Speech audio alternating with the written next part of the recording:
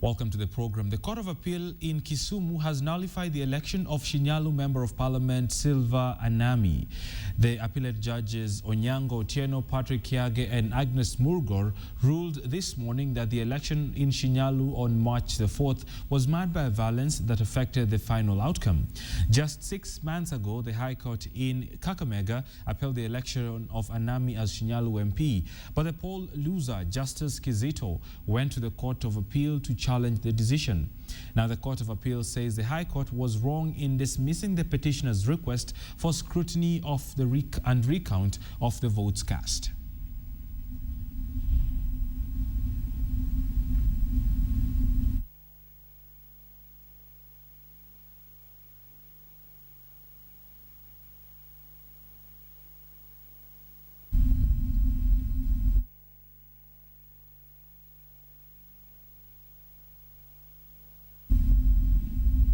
Right, and more details to that particular ruling will be in our subsequent bulletins, as well as our website, that is standardmedia.co.ke.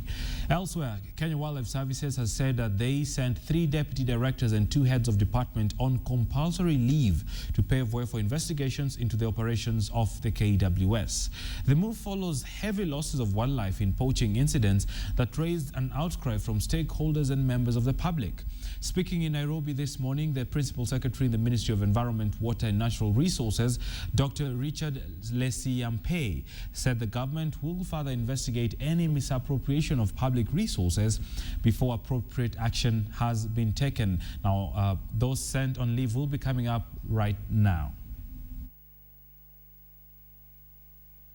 6 officers are proceeded on leave starting yesterday to pave way for investigations and forensic relook of the operations, internal operations of Kenya Wildlife Service. The officers affected: Julius Kimani, Deputy Director Security; Patrick Omondi, Deputy Director Wildlife Conservation; Mr. William Wawero, Deputy Director Finance and Administration; Mr. Tom Sipul, Deputy Director Corporate Services; Mr. Wesley Sander, Head of Finance; and Mr. Christopher Luthe, Acting Head of Supply Chain Management.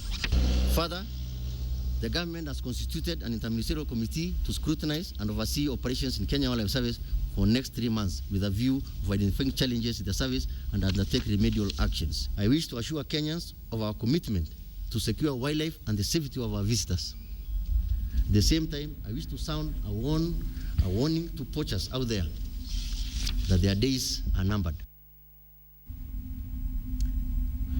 The government of Somalia has warned Kenya against profiling of Somalis in the ongoing security operation. Somali ambassador to Kenya says any form of harassment on their nationals will warrant action against the state. The envoy pointed that the security operations in highly concentrated in Nairobi's Eastleigh area, mainly inhabited by Somalis. The Horn of Africa nation, however, backs the operation and the deportation of its national, but says the process should be dignified. We have told and we have talked and met with the Kenyan authorities and told them that we support this Kenya now what they're doing, but we do not support profiling of Somalis. We do not support of whenever there is attacks or terrorist attacks in Nairobi, other places in Eastleigh, that Somalis are attacked. Somalis themselves are victims of this Shabab. We are being targeted ourselves. These people who are doing this are Shabab. They are our common enemies. Innocent people should not be harassed. And the Kenyan government have assured us that this now security swoop that's going on in Kenya is not only targeting Somalis, that it is throughout Kenya. And as a Somali embassy, we will not hesitate if we hear or we see if any of our people are humiliated, harassed, we will complain. Right, in the ongoing tussle on the digital migration saga, the Supreme Court is set to make a ruling today regarding an appeal that was lodged by the Communications Authority of Kenya after a ruling that gave media owners a license to distribute digital signals. KTN's Wilkis Sanyabwa is at the Supreme Court with the very latest. Good afternoon, Bonitunya. Now we are coming to you live from the Supreme Court, where later this afternoon the court is set to rule on whether to suspend the decision of the Court of Appeal. The Court of Appeal had ordered the award of digital licenses and frequencies to 3 media houses, among them the Standard Group. It had found that the 3 media houses had legitimate claim, having invested over 40 billion shillings in the industry. However, the government did not agree with this ruling. The Communications Authority of Kenya moved to the Supreme Court to appeal the decision, and it did argue that on the grounds that the Court of Appeal had violated procurement rules. And this is what we are waiting. Later this afternoon, the Supreme Court will be ruling on this appeal. We will remember that the rollout of digital migration has been pushed forward until September, and this ruling this afternoon will have a great bearing on how the rollout proceeds, and we will be covering that. Bonitunya? Other than the issuance of license to the media owners, are they appealing any other issues that were raised or rather that were ordered by the appeal court? This afternoon, the court will simply be ruling on this particular matter, after which it can focus on other matters that have been brought before the court. But this afternoon, the Supreme Court will be focusing on whether it should suspend the order that was awarded by the Court of Appeal. That is the issue that the court will be looking at this afternoon. That is what it will be focusing on. All right, only time can tell. Will Kistanyabo will be coming to you a little later once we have more details and once that ruling has been made. Let's now shift gears elsewhere to start our county road trip, and we start in Naivasha. Right. There was drama in one hotel in Naivasha after 2 groups from the Maasai community clashed over a plan to drill for geothermal power in the area. The operations at Masada Hotel along the Moi South Lake Road were temporarily disrupted after a splinter group demanded that they be allowed into the meeting that was being held by one camp from the elders of Olkaria. However, the elders emerged from the meeting and dismissed the splinter group, accusing them of being outsiders. In the last couple of months, communities living around the geothermal rich area of Olkaria have clashed several times over sharing of resources.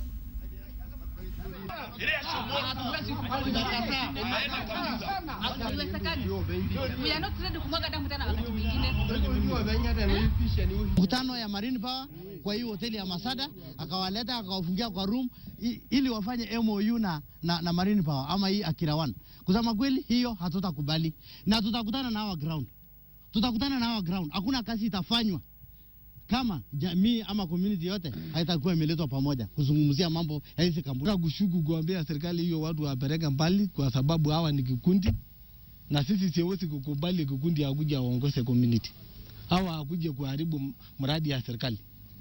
Hawa hakuje kuharibu kikao imepangwa.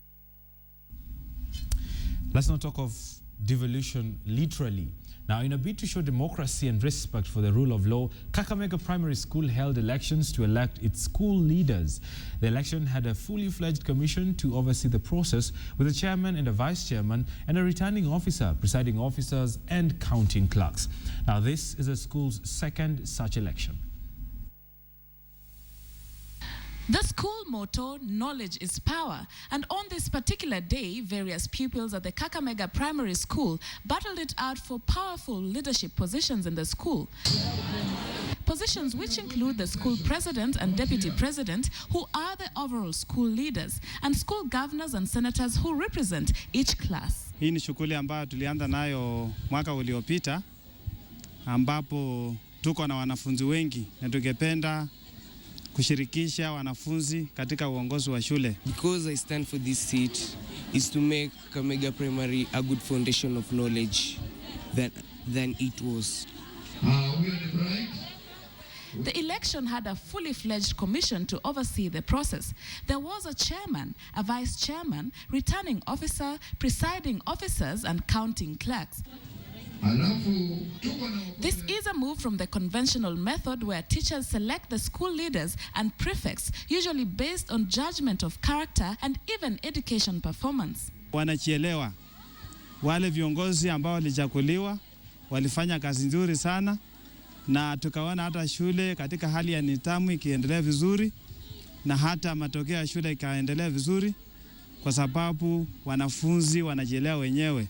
What's more, irregularities in the elections would not be easy as the school used makeshift affordable materials such as transparent buckets as ballot boxes to ensure transparency. Further, each candidate was represented in the voting center with an agent to oversee the election process. Sharon Momanyi, KTN. Commendable. Kenyans have been asked to come out in large numbers and donate blood this festive season. The Kenyan National Blood Transfusion Service has established 6 regional blood transfusion centers across the country and 11 satellite units in order to facilitate the smooth running of this activity. They have been depending on schools and colleges as the major donors, but the challenge has been a drop, especially when schools go for midterms. The service aims at collecting 20,000 units of blood in the month of April. Adults tend to think it's not a priority. They have other overriding priorities, unlike youths and the colleges. Maybe they think it's the in thing. My friend is donating, so I can donate. It's not easy for an adult to do it because the friend or whoever is doing. So when they are doing it in school, these people finally get out of school and become adults. So what we are trying to do is how can we carry that culture from school into our workplaces, into our adulthood. And one of the policies is that blood should not be sold, okay? And that donors should donate voluntarily. Again, we should not put pressure on relatives to donate because they have a sick member. It should be voluntary. It's a voluntary process. The Gishu County Assembly has passed a motion requiring the governor to sack County Executive Committee member in charge of Public Service Management, Margaret Chepchumba. The Assembly wants her sacked of allegations of incompetence and gross misconduct. The motion to sack Gishu Executive Committee member Margaret Chepchumba was moved by Queenette Kapsuswa MCA Rebecca Magut and was heatedly debated in the House until late Thursday night.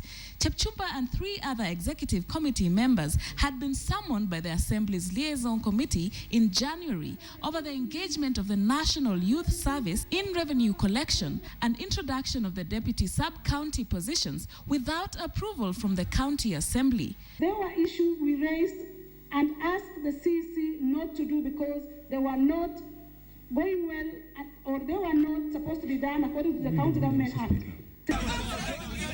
A section of members of the House supported the motion, claiming that Chepchumba had continued to intimidate employees and failed to attain the threshold of gender and minority groups representation in county employment. Huyu ni moja ya wale tulipea kazi wakiwa katika mstari wa kutangulia. Kwa hivyo tulitarajia wale ndio walienda kufagia nyumba, kupeana mwelekeo na hata kufanya kile wazungu wanasema foundation. But not the entire House was in support of the impeachment motion. To maintain sanity, let us hold it to its maximum point, and the virtue remains that we must take heed of this because we are members of the community, the society. Members of the public, led by political activist Korir Arap Menjo, stormed the county assembly in defense of the executive member. It took the intervention of the anti-riot police to contain the charged members of the public. Most of those who are fighting these ministers are people who have been involved in corrupt activities. The motion was decided through voting. It was a narrow win for the supporters of the motion, who attained 23 votes out of the 42 members present in the House, with the opposition getting 19 votes. Sharon Momanyi, KTN. Right, that's just about all the time we had for you on KTN Newsdesk. Remember, all the stories you do see on this bulletin can be read on the official website, that is standardmedia.co.ke. Not before I give you a did you know fact. I'll try to make it useful. Did you know in Armenia, all children aged 6 and above are taught chess at school, and it is mandatory part of their curriculum? Maybe you should borrow that in Kenya. I don't know. My name is Boni Tunya. Have yourself a good afternoon.